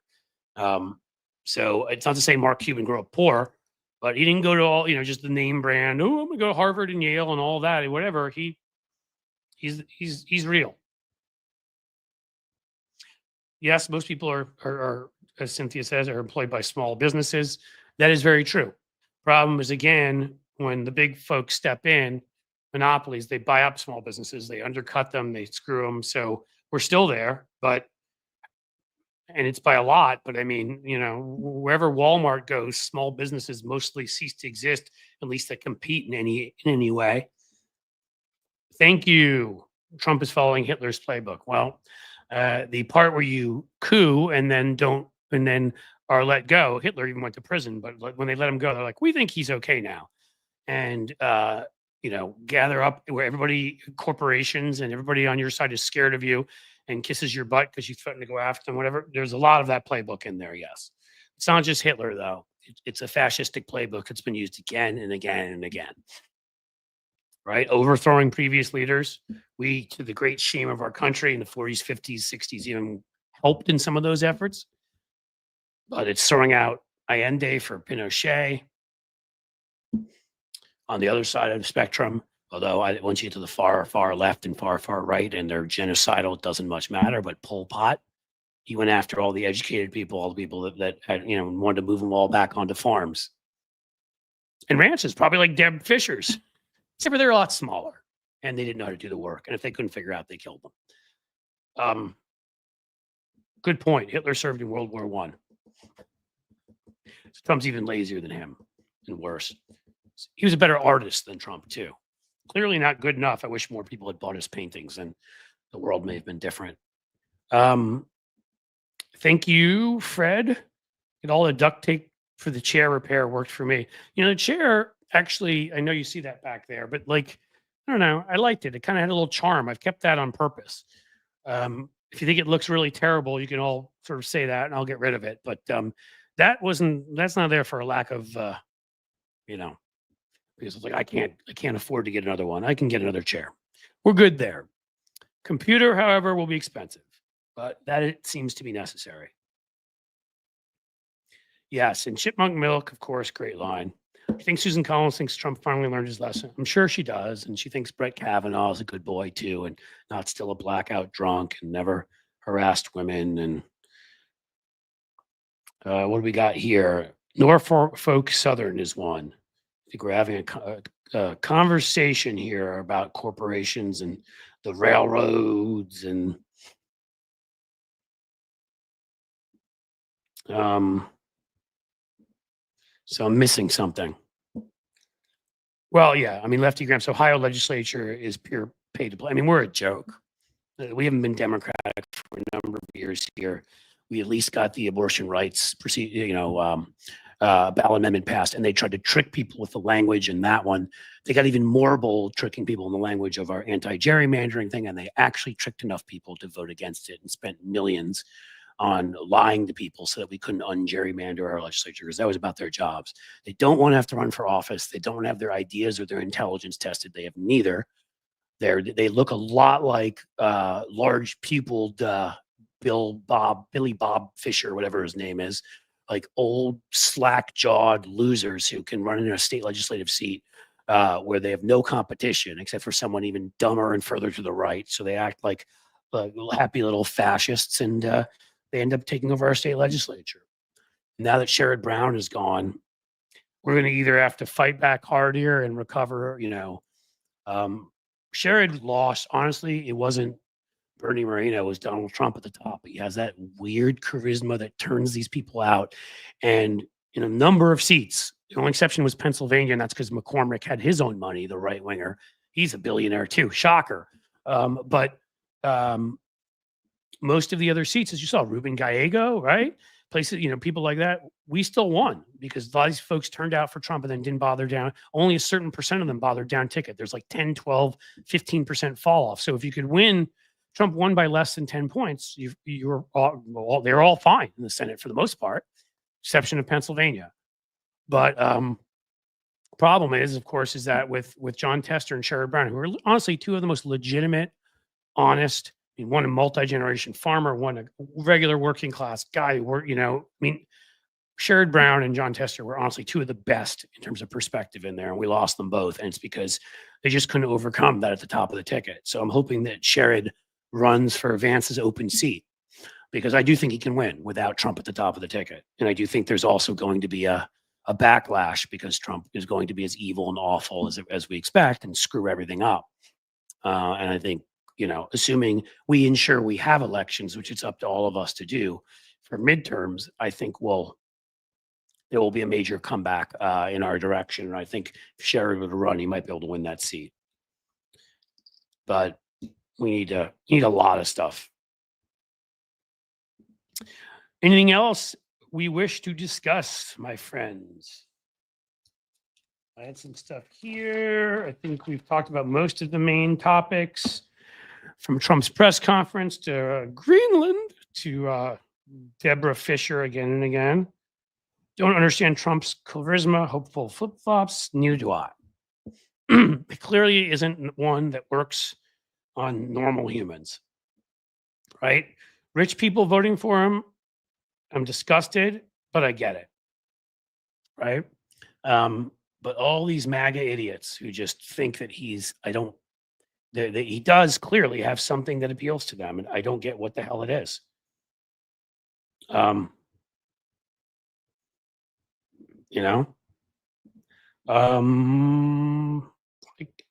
This time I'm even having trouble getting this off the screen. Life is but a dream. There we go. Yeah, I'm gonna agree with you. Rights aid Rob, I think is what it is. I'm gonna say don't trust most billionaires. Again, I know Mark Cuban personally, and I think he's a terrific guy. And I've met one or two others that also are billionaires, and they're very good people too. There are exceptions to every rule. But I think if you're saying start off not trusting them until proven otherwise, yes, I would say that. Just the way I feel with corporate media. Don't trust them until you've been convinced they can be trusted. With monopolistic organizations, right? Do not trust large companies that are monopolistic until they've proven they can be trusted. The onus is on them to prove they can be trusted.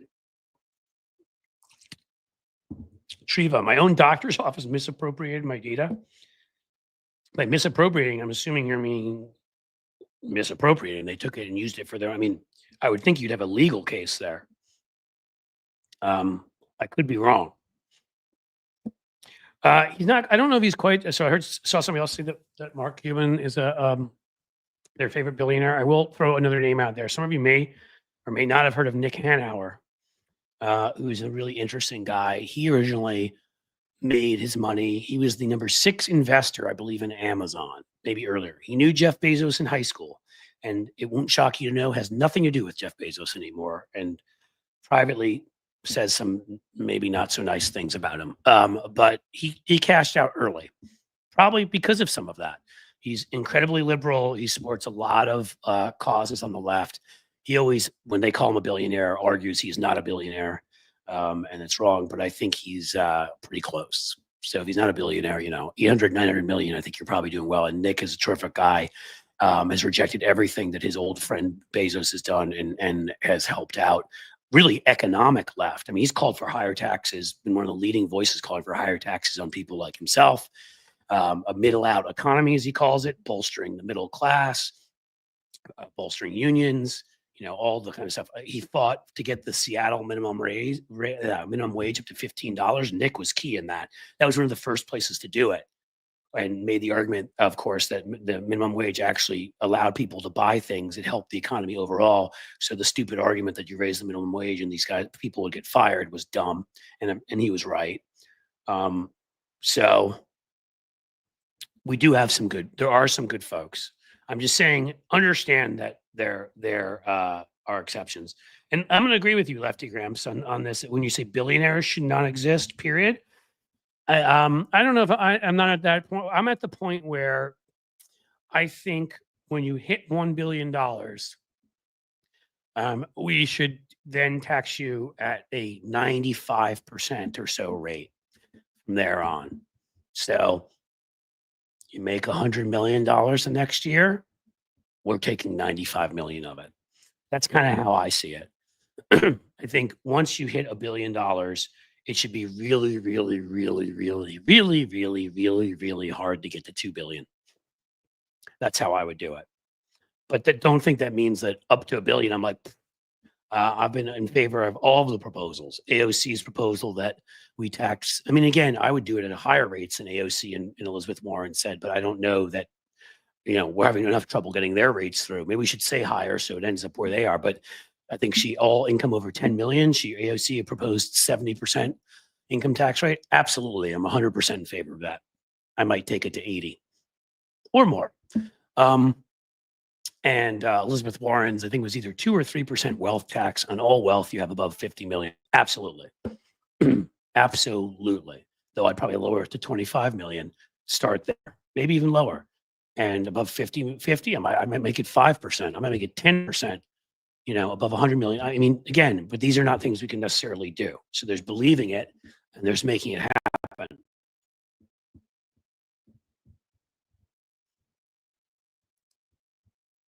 Yes, and Mr. WW brings up the $1 billion annual income doesn't exist without capital gains. Again, another thing that happened under Reagan. Work used to be valued more than money you made in the markets. Reagan flipped that on its head, lowered the capital gains rate, because all these investments were going to pay off in jobs for everybody. They did not. It was exactly what you'd expect. Wealthy people hoarded the money that came in. They already had all of the basic needs of theirs. So they just bought more yachts or other stuff that were often bought from abroad.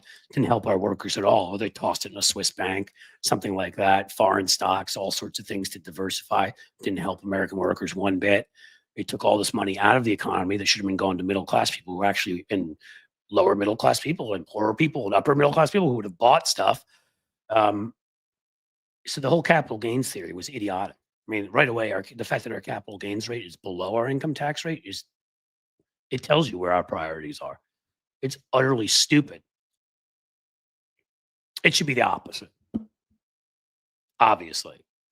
Even like, our Social Security tax right now. I've worked with Social Security Works before and helped them fight back the last attempt to cut Social Security. It's the last one, the one before. It's hard to remember because every time the right's in power. And as you may know, there's a Social Security tax keeps going up, right? At this point, I believe it's the first 175,000 of your of your income is taxed.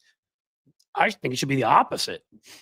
So do a lot of other folks. Why should the first 175? So people who, I mean, it's a regressive tax. It's, yeah, Social Security. Let's increase Social Security. We do that by taxing everybody who makes above $1 million a year. Let everybody who makes under $1 million, or choose your number. I think that's a good number, though. Let them make up all of those taxes, and then let's cut it for everybody else, so they get the Social Security without having to pay the taxes for it. Wow, would that be great for the economy? Suddenly, all these lower middle class and middle class people would have all this money in their pockets, and they'd spend it on stuff. Again, we know how to do this stuff. We had nothing to do with that. Nothing. We know how to fix everything, right? I mean, Western Europe, Canada, Australia, they're not perfect, but a lot of other countries in different areas, some have failed in some are better than others. Like, everyone has shown us a model. France, the country I was just in, has the cheapest and best healthcare system in the world, rated that way pretty much every year. Why? Well, because if you decide you're not a barbarian, you're going to leave somebody to die on the road, if they get in an accident, they don't have health insurance, they go to the hospital. Who pays for it? Why? We all do. And then they also get into medical debt. And that follows them around forever. How stupid, how short-sighted. I mean, it's not just like lacks empathy, it's awful for our economy. So, I mean, again, France, they have great basic healthcare. And then for wealthy people, you can buy the extra stuff if you want. Of course, wealthy people there is not the same thing as here because they have a much higher tax rate. So, yes, they have multimillionaires and whatever, probably a billionaire or two even, but it's not the wealth disparity of here. So, yeah, you can buy extra health insurance, but your basic health insurance, you're not worrying. I can't tell you one of the things talking to my friends and when I was in France, you're never worried. Like, what am I going to do? I have to put my mom in a home, or I have to get home health care, or I need to double the prescriptions, or it's not even a concern because your basic health care covers it. And if you're very wealthy, I should say, it probably doesn't cover 100% of it, but then you're very wealthy. You could pay some of it. The point is if you're bad, if you don't have money, you're covered.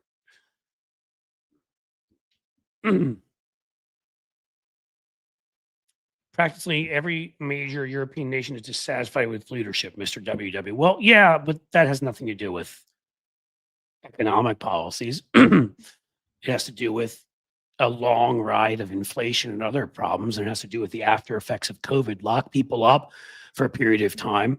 I mean, this is the way the way it happens. People got isolated. People, it caused mental health issues. It's what we had to do, and we didn't do enough of it here, which caused even more issues.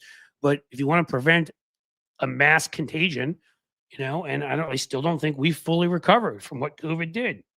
So yeah, people were pissed and kicking out all of their leaders because they feel like there's been too much inflation. Their kids were home. People were dealing with taking care of their kids while working, while doing all this. They were pissed and they were dissatisfied. But that doesn't mean it's because of their leaders who were in charge. All of these places have kicked out their incumbents. That includes conservative incumbents, right? Poland did that.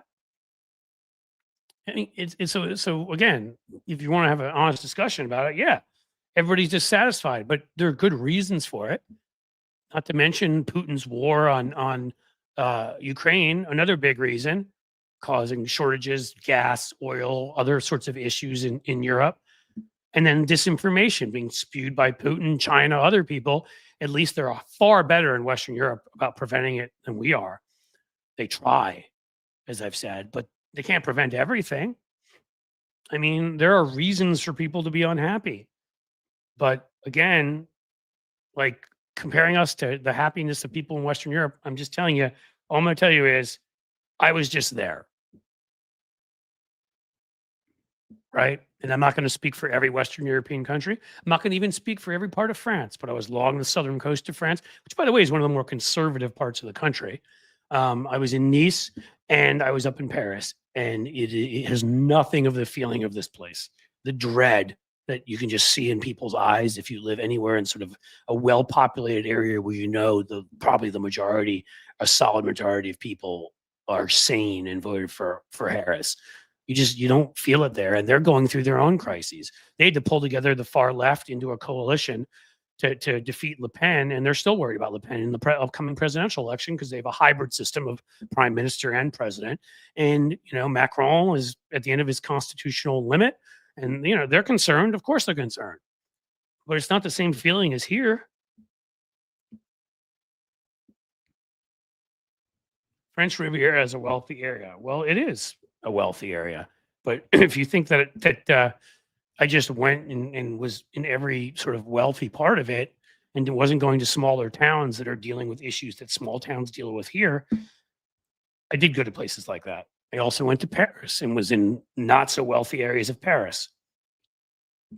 I'm not claiming I got the perfect microcosm of everything in Europe or France or whatever. I can tell you that I was having a conversation with Bob Seska today when I was co-hosting his show about the feeling here. It feels like when I used to do debates at Fox News and I would walk in and you just didn't feel like you're in America anymore. People were angry and they were resentful and, they were looking at you strange. Who's the liberal and all that. And in parts of the United States, you've got that now. I didn't feel that in France. I'm sorry. Even people are dissatisfied with the economy. Even they don't love Macron. It's just not the same feeling. A lot of people here have disengaged from politics because they're so sad because they just think we're screwed. So Americans live to work and Europeans work to live. Yeah. I find a middle ground between that. I love my work and I work hard. And, I've said before, I don't have to even do what I'm doing here. I have another company that is what my main thing is, but I do like to work. I also like to play. I think you can do both. You can find a happy medium where you do both. I don't think until whatever force of nature takes me from this spiraling planet, I'll stop working. I mean, unless I don't have the mental capacity or physical capacity to do it. But if I can write columns or things when I'm 90 years old, if somehow I'm still here, I'll do it. There we go. Holly Fafo. I love France. Yep. One of my favorite. I lived on Montmartre for 8 days. Yes. Well, that's where our hotel was. Montmartre is the plus jolie en France. It's actually, I think it's the best. Sacré-Cœur, which I find prettier than the Notre Dame, which they just reopened, is up there. I love Sacré-Cœur, that church. The neighborhood, Moulin Rouge, right up around the area there. Montmartre is c'est parfait, is what I would say. It is the best. It is perfect. That is where I would live if I could afford it and I lived in Paris.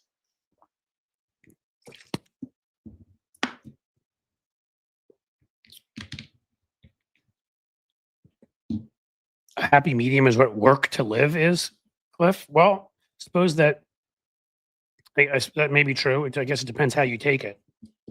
I took it more as a work because you have to work to live. Oh, I see what you're saying. I'm sorry. I'm mixing it up with live to work. My bad. Yeah, I think it's a happy medium. I mean, you may be right. Whatever. What depends on whatever your interpretation of it is. I'm not insulting what they do over there, and I think everybody does different things. Some of the stuff that I do that I guess could be considered work, I just enjoy doing. It's also a hobby. So, writing, But yeah, so yeah, it's probably right. Americans are the working drone. It's not like in other countries. It's just not like in other countries. And again, look, countries change over time. I've been ever recently. I've been to 30 countries. Spent a reasonable amount of time in Japan, where they work pretty hard, and still, I don't think it's like here. There's a lot of pressure, but not like here. I lived in the United Kingdom. I lived in France. Spent a good deal of time in Italy. Of course, if I spent a good deal of time in Europe, those are probably the countries I've spent the most time in. Others for shorter periods of time. To think about it a little bit, but it's not the same as here. So, guys, I think I'm gonna call this session to an end. Really enjoyed getting back here and talking to everybody again. Guys, I hope you had good breaks. I hope you're hanging in there. I hope you're, emotionally, we all have gone through something. Oh, Christine Kane lived for 3 years as a kid in the 60s in France. Fantastic. I wish I had. I've not been to Australia, no. And YL, I had planned trip to spend a summer there. Money fell through. I ended up spending it in St. Thomas, the U.S. Virgin Islands, which actually is another great place to go and enjoy yourself. But Australia is on the list because good friend of my wife's from college lives there with her husband who's Australian. They're raising their kids there. We're going to get there. But I'm really glad to do this show today. I'm glad we got sort of back on the horse, so to speak. Again, I ask all of you folks, you know, if you're still with us, Jim, if you can put up the Patreon one more time, or I can, please, guys, go check it out. Again, it's going to have all new levels tomorrow, a 4, a 5, a 10. So just keep that in mind. Keep in mind, like, this is the kind of, like, we can have hopefully this community there where also there can be posting going on, where you can post and I can post, and, you know, we can really create a little community there. You know, that's kind of my hope. I feel like we've done some of that here, that we could do some of that there. I will never stop doing these live streams. I'll never stop putting up videos on YouTube. I don't want anybody to think that. And I'll never stop accepting and providing the same content, except without the curses and stories, to YouTube members. But everyone I can get over to Patreon, I'm hoping to get over to Patreon. And that's it. You know, that's the story. So come on, guys. Do I have to do my Jerry Maguire? Who's coming with me? Anybody with a super chat? Small one? New Year's super chat? Cliff buying a new computer, super chat or super sticker?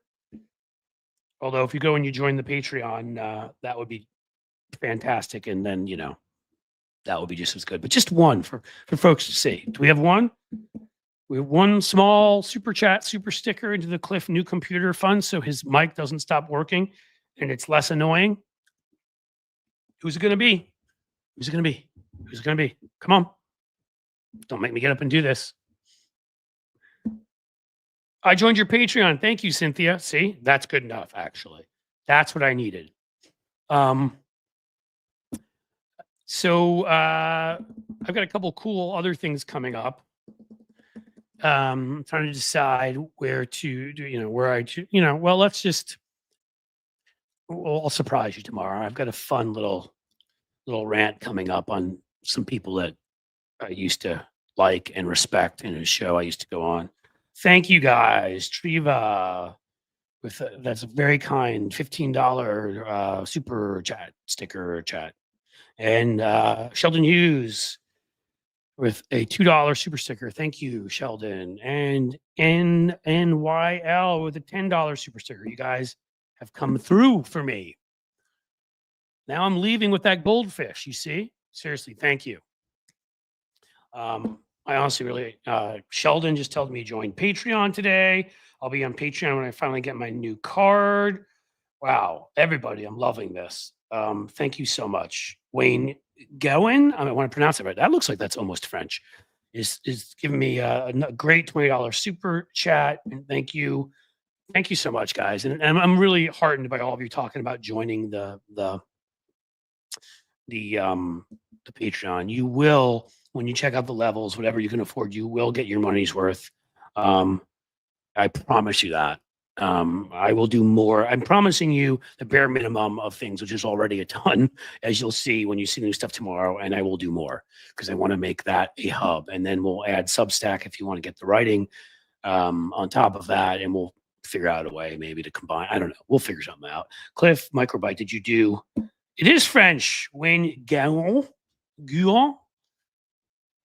Je ne peux pas lire ça. All right.